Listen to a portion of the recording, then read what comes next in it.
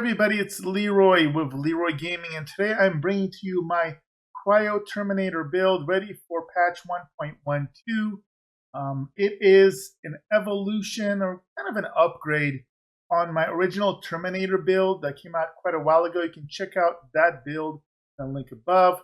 Now, this build is an AP build, an anomaly power build that really leads into doing damage with your turrets.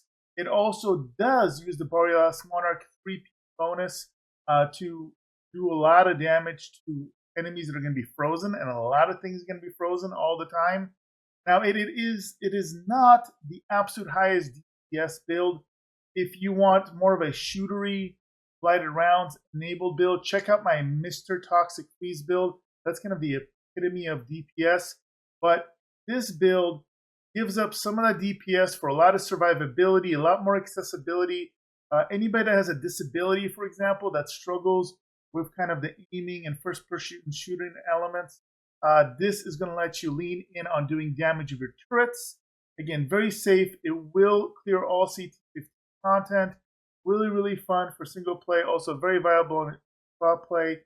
As with all my videos, guys, make sure to check out the links in the description. I have extensive timestamps for everything. You're going to see all the gear. You're going to see that you need all the skills, alternative mods if you don't have the top of the line gear. I'm also going to be showing a full CT50 run through as always. So check it all out. Now, all that being said, guys, remember, if you like this content, like, subscribe, hit that notification bell. Check me out streaming on Twitch at twitch.tv/Leeroy Gaming stream. With that all being said, let's go ahead and jump in and take a look at what this build is all about right after this. All right, we're going to start by looking at the skills that we're going to use real quick. We will be using both the cryo turrets, and there's going to be 2 of them, as well as the blighted turrets. And the blighted turrets can be modified to freeze enemies. So this is the primary way how you're going to freeze all your enemies, so you get all your bonus damage and also for crowd control. But then we are going to also be adding tools of destruction, and we are going to be using the gatling gun to basically turn into a semi-mobile turret yourself. We're going to be using some mods that will basically increase our anomaly power tremendously when we're doing this. So we'll basically be 4 turrets, just smashing everything and then running from heavy packs to heavy packs, mainly utilizing the gatling gun anytime you're going to be facing fleets. So those are the skills. Now let's take a look at the skill nodes. This is going to be a traditional midline basically build. You're just going to be mainly leaning to trying to get your cooldowns for gadgets as low as possible. Obviously, we want to get all the modifiers of increased damage versus frozen enemies. The capstone here overclocked is really, really nice. And again, it also has a nice little fail-safe in case you were to potentially die, even though this build is very, very tanky. A lot of it has to do with you're going to get extra armor, these armor buffs here. Also, we're going to go down the middle here for a second and going to get adrenalizing antenna here to really get nice buff to our anomaly power as well. And some additional cooldowns for ordnance here by 50%, because again, we are going to be using that gatling gun. We will be using exposing frost to get that extra 12.5% damage for anything that's frozen, and everything's going to be frozen pretty much all the time. So this is the setup, very, very straightforward. Make sure to utilize that. Don't forget that we're also going to get an extra ordnance reduction here. So we are dipping and getting the full 30% for both of these elements. That's what's going to make our cooldowns quite good. Now next we're going to look at weapons and weapon mods. For this build, because you're going to be using your gatling gun a lot, you don't need to have the Infernal Seed. I like this gun. If there's downtime or I'm running from hard area to hard area, I'll use Infernal Seed. I like Wrath of the Moloch on it. Really what you want is a weapon that has Fortress on it, because that's going to buff the damage that your turrets do. That's all you care about. So if you have the Fortress mod, put it on your favorite gun. You're not going to be using very much. It does help if you have status power on the weapon. The status power is going to increase how long enemies freeze for. That's the only thing you really care about there. You can do a Moaning Winds setup, and for those that you don't know, that's basically combining Fortress with Moaning Winds mod, and you basically cycle through and take advantage of this reloading modifier. You can use it with your secondary weapon and or Torment and Agony. Again, later on in the section of the video, where I talk about weapon rotations, I will kind of explain and show you how to do this. If you've never done a Moaning Winds rotation, do not worry. This is completely optional though. You don't need it. What's nice about this build is it's not really reliant on your weapon damage. So if you haven't been lucky with mods or the right weapon mods dropping, it's okay. Again, if you don't have a fortress, that can be a little tough. You're going to get that off the death shield. It does not make the build dead if you don't have it, but obviously 43% extra damage is really, really nice. You're going to want that, but you can still run it before then as well. All right, now let's take a look at the armor and the armor mods, and this is going to be very, very specific. This is also going to be a little unusual because what you're going to notice is the Borealis Monarch Set, it's a firepower build set. So you're going to see it min-max in other situations. Now, we are actually going to be building around anomaly power. So the firepower on here is a bit wasted, but what we really want is that 3-piece bonus, as you see here in the description. Increases damage on frozen enemies by 90%, period. Also, critical hit damage is increased by 10% for all party members for 8 seconds after cold snap usage.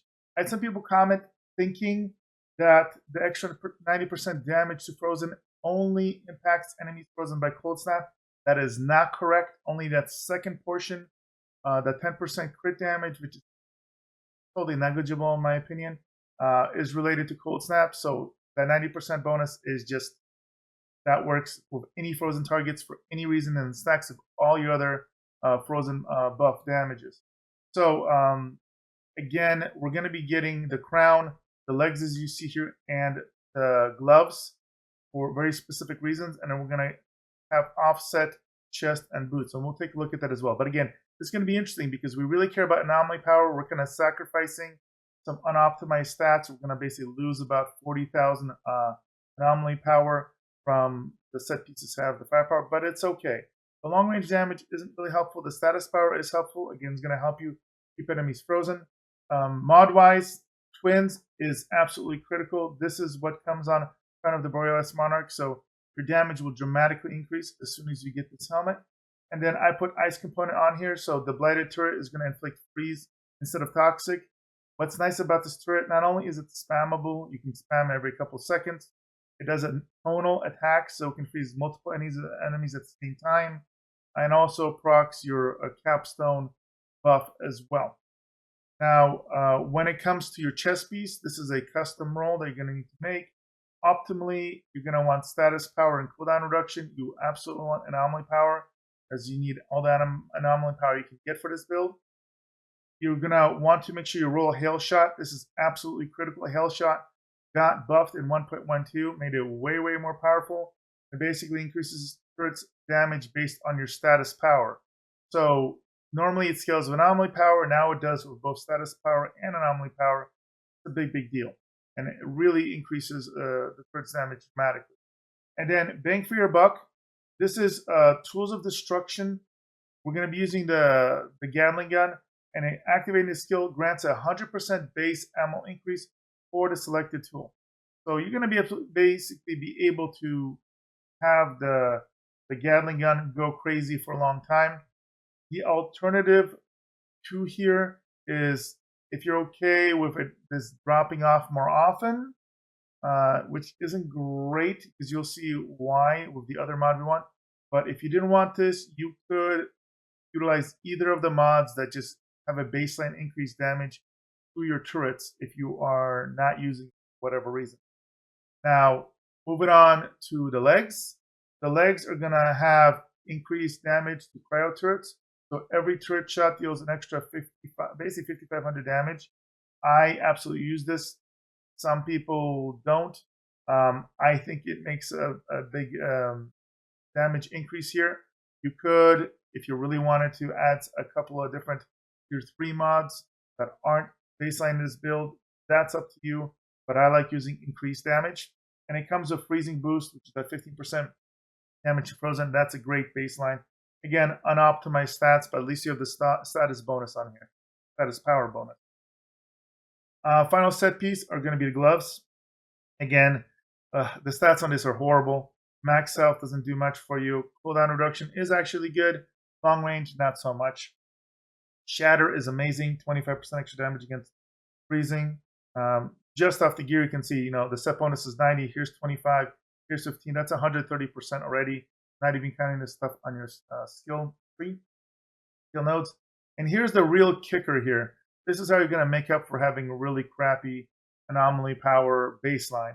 You're going to have massacres. So when you use tools of destruction, each enemy killed with the minigun gives you 38,000 and change anomaly power bonus for 10 seconds, stacks up to 6 times.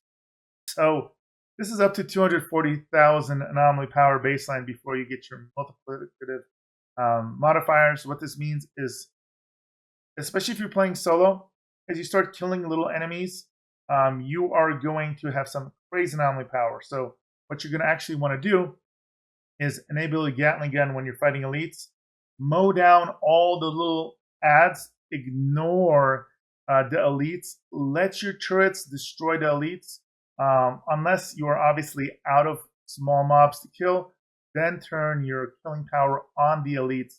And if you have this stacked fully or even halfway, you're going to be melting things like butter.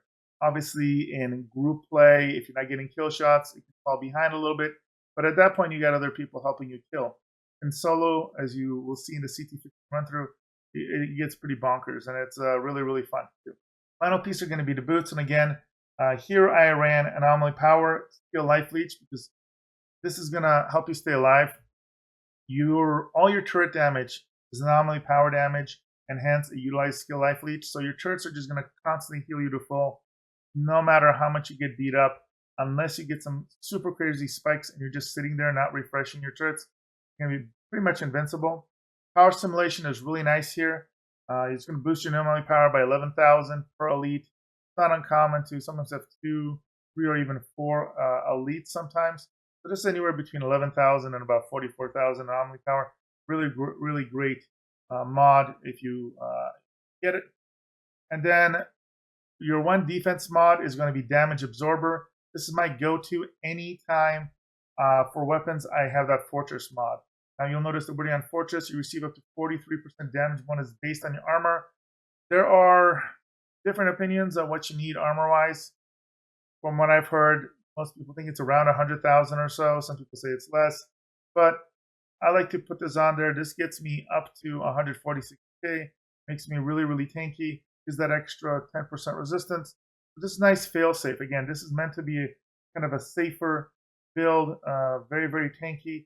So that's going to help out with that. So those are your baseline mods. Now, if you don't have all of these, let me go over some alternative mods you can get as you're leveling up that can feel quite good. All right, the first mod I want to go and highlight is if you don't have some of the high-end tier 3 mods that I have in a build, you want something that will DPS. One option is Enriched Anthrax. This is going to increase the blighted turret damage by 11,000. Because does that tonal AoE damage, you combine this plus all the scaling with anomaly power, this actually turns this turret from just being something that makes things freeze to something that does a ton of damage. Remember, this is going to freeze things, and then you're going to have, up almost 200% bonus to them, multiplied by this modifier, all the other modifiers. It makes this an AoE killing machine. It's definitely viable. Because it doesn't impact the damage of the other turrets, I don't have it baseline. But if you happen to have this and don't have one of the other tier 3 mods, this is definitely very viable. Another alternative for tier 3 mods is going to be Anomaly Echo. This is capped at 11,484 anomaly power, but it's up all the time. So if you, again, are needing a different tier 3 mod and you happen to have this, you don't have the other recommended ones, this is very, very viable. Another option if you don't have power simulation is going to be Captain Hunter. So 25% extra damage against elites.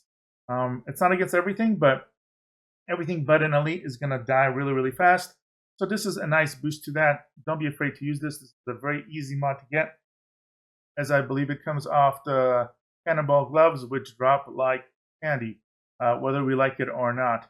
So this is a nice, easy tier 3 mod that you can get if you are still trying to get power simulation. All right, now let's take a look at some tier 2 mod options if you don't have any of the tier 3 mods you need. Untamed power is never bad because you will eventually have quite high anomaly power. So anytime you drop your turrets, anytime you activate your gatling gun, this will do a nice AoE damage. So it is definitely a viable option. You're not spamming your ability as much as some of the other Technomancer builds, but it is an option if you don't have anything better, and it definitely will perform well. Rejuvenation isn't bad, especially if you want to swap out the defensive mod. So there's a caveat here. So this gives you almost 14,000 firepower, which is a bit wasted. 7,000 anomaly power, which isn't bad. It has that 41,000 armor, which is good. The real downside here is that it is up for 8 seconds, and then it goes on cooldown for 10 seconds. So some people thought, oh, this is up for 8 seconds, and then it has a 10-second cooldown once it starts. There's only a 2-second downtime. No, unfortunately, this really has about a 40% cooldown or uptime because it's up for 8, down for 10, assuming you heal right away, which you will. I'll be up for another 8 seconds. So not bad if you're leveling up, definitely, but not one I would want to keep long term. Okay, another decent one, again, if you're just leveling up or you just don't have luck with some of the top end mods, is Move Groove. Move increases your anomaly power by 9,000, firepower by 13,000. As long as you're moving, even slowly, this is going to be active. So if you have your gatling gun out, which will make you move about 1 mile an hour, you can just, like, while you're shooting the gatling gun, make sure you're moving forward or sideways or backwards and activate. So it's not horrible, and it is a viable option. Another option that is better than the Move Groove is going to be Stand Tall. I love this as a transitional mod. It's going to give you almost 11,000 anomaly power and over 50,000 firepower when you're out of cover for 5 seconds. You will almost never, actually in this build, you will never be in cover unless it's accidentally. So this will be up pretty much within 5 seconds of you starting the run and indefinitely. So it's definitely not a bad tier 2 mod. And so those will be all your alternative armor mod options. All right, now let's take a look and talk about the weapon and skill rotation.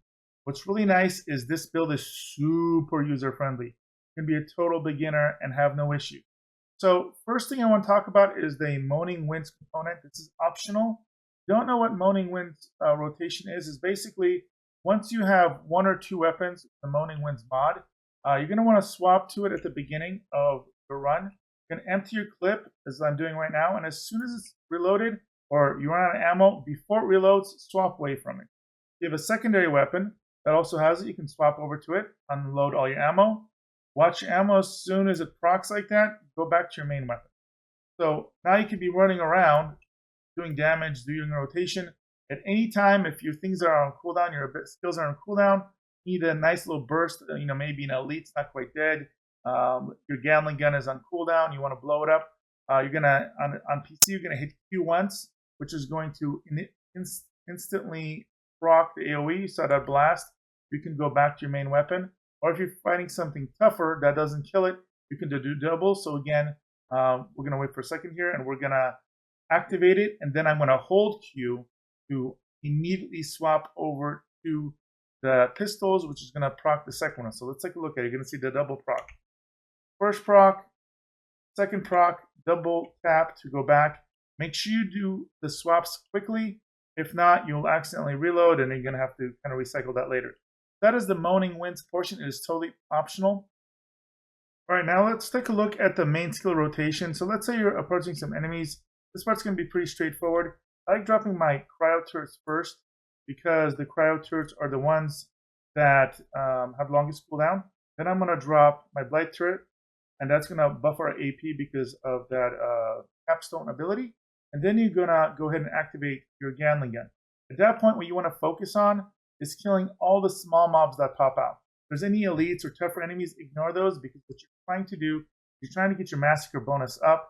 As that massacre bonus goes up, you're going to be basically buffing your other turrets. Let the turrets handle the elites. If there's nothing but elites left, obviously go and burn them down.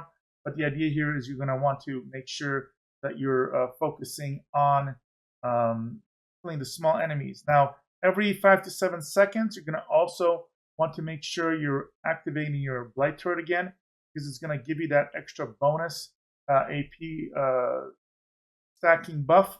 So you're going to want to keep an eye on that. So again, here we go. 1 turret, 2 turrets. Look how quickly that's refreshing. So I'm killing things. And what I normally recommend, as soon as it's off cooldown, go ahead and refresh it. Keep going. Now, if everything's dead, then go ahead and immediately, disarm the gun, swapping weapons, and go back and move on to your next target. Let it start going on cooldown. Worst case scenario, you can, kill some things with your gun. You can do that Moaning Wind rotation while it's refreshing. So just take advantage of that mobility. As soon as you get to the next area with more mobs, drop your turrets, get them out and going. If your Tools of Destruction is still on cooldown, again, just use your main gun or use your Moaning Winds rotation until your gatling gun is ready to go. And then as soon as it is, make sure you spawn it, wreak some havoc, rinse and repeat. So simple as that. Okay, so that's everything you know about the build. At this point, I'm going to go ahead and show you a full CT15 run through, how it displays, how it performs. You can get some kind of ideas of how I like to play this build. It's very, very fun. Again, it's not going to be the min-max top DPS performer. This is definitely going to be a little off meta, but it's a lot of fun, very tanky. Hope you guys enjoy. Remember, stick around to the end of the video. I'm going to go over the stats for the performance, and so you can see a special thank you. Again, if you like this build, make sure to like and subscribe. Hit the notification bell to be notified when new videos drop. And if you need some help on your character, or if you just want to join me on stream, I do stream on a regular basis Outriders on Twitch. That's at twitch.tv/Leeroy Gaming stream. You can check out my schedule in a link below in the description, or just simply go to twitch.tv/Leeroy Gaming stream/schedule to see when I'm going to be running next. I do run people through the CT15 content. I had a storm, help people get gold clears, get gear, and just have a lot of fun. So I hope to see you guys there. Now, without further ado, let's take a look at the run.